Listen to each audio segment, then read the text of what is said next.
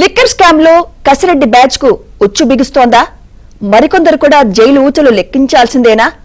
SIT ఏం చేయబోతోంది?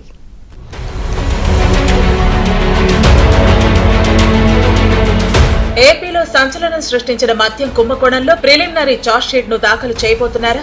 18న SIT ఈ పని చేయబోతోందా? అవుననే అంటున్నాయి అధికార వర్గాలు. చార్జ్ షీట్ పై ఢిల్లీలోని కొందరు సీనియర్ న్యాయవాదులతో పాటు పలువురు న్యాయ నిపుణుల సలహాలు కూడా తీసుకుంటున్నారు. గత వైసీపీ ప్రభుత్వ హయాంలో జరిగిన మద్యం కుంభకోణంలో సిట్ దర్యాప్తు కీలక దశకు చేరుకుంది. ఇప్పటికే 11 మందిని సిట్ అరెస్టు చేసింది. ఇందులో 2 గుంటూరు జిల్లా జైల్లో ఉండగా మిగిలిన 9 మంది విజయవాడ జిల్లా జైల్లో ఉన్నారు. 4 కీలక అధికారులు న్యాయమూర్తి ముందు 164 స్టేట్మెంట్ ఇచ్చారు. 200 మంది సాక్షులను సిట్ ప్రశ్నించింది.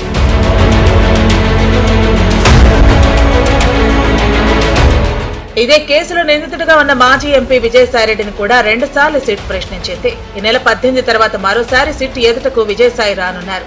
నిందితులను అరెస్టు చేసి ఇప్పటికే 90 రోజులు పూర్తవుతూ ఉండటంతో ఛార్జ్షీట్ దాఖలు చేయాల్సి ఉంది.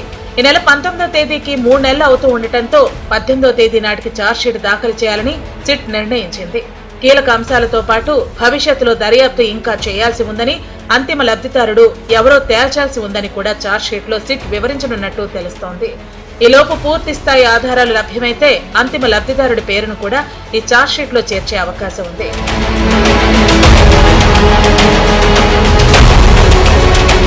ప్రభుత్వమే మద్యం వ్యాపారం చేయాలని నిర్ణయించడంలోనే దురుద్దేశం ఉందని సిట్ తేల్చింది. డిస్టిలరీలను స్వాధీనం చేసుకోవటం, బహుళజాతి కంపెనీల బ్రాండ్లను బయటకు పంపి స్థానిక డిస్టిలరీల్లో లోకల్ బ్రాండ్లను తయారు చేయించి విక్రయించారు. డిస్టిలరీ నుంచి ముడుపులు స్వీకరించారు. ఇందుకోసం ఒక నెట్వర్క్ ఏర్పాటు చేసుకుని ముడుపులు స్వీకరించారు. హైదరాబాద్, చెన్నై నుంచి దుబాయ్కు, ఇతర దేశాలకు తరలించి సూట్ కేస్ కంపెనీల ద్వారా తిరిగి తెప్పించుకున్నారు. ఈ మొత్తంతో బంగారం కొనుగోలు చేసి బ్లాక్ ను వైట్ చేశారు. భూముల కొనుగోలు, రియల్ ఎస్టేట్, పలు కంపెనీలు, ఆసుపత్రులు, సాఫ్ట్వేర్ కంపెనీల్లో పెట్టుబడులు పెట్టారు. ఎంటర్టైన్మెంట్స్ కంపెనీని ఏర్పాటు చేసి సినిమాలు కూడా తీశారని కూడా తేలింది. ఈడీ ఎంటర్టైన్మెంట్ సీఈఓ ఇచ్చిన స్టేట్మెంట్ ఆధారంగా సిట్ కీలక సాక్ష్యాలను సేకరించింది. దర్యాప్తులో భాగంగా నిందితుల అకౌంట్లలో ఉన్న 32 కోట్ల రూపాయలను కోర్టు అనుమతితో సీజ్ చేసింది.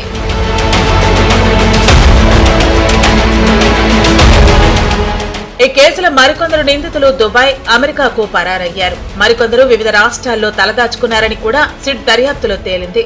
వీరందరినీ అరెస్టు చేయాల్సి ఉంది. కేసులో కీలక నిందితుడిగా భావిస్తున్న రాజంపేట వైసీపీ ఎంపీ మిథున్ రెడ్డికి హైకోర్టు బెయిల్ కూడా తిరస్కరించింది.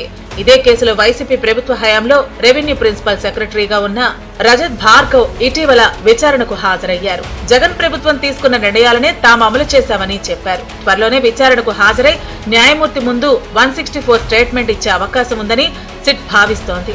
కీలక నిందితులు మరికొందరిని అరెస్టు చేయాల్సి ఉండటం, కీలక సాక్షుల స్టేట్మెంట్లను రికార్డు చేయాల్సి ఉండటంతో మరో ఛార్జ్షీట్ను దాఖలు చేయాలని సిట్ నిర్ణయించింది. ఈ నెల 18వ తేదీలోపు ప్రిలిమినరీ ఛార్జ్షీట్ను మాత్రమే దాఖలు చేయనుంది.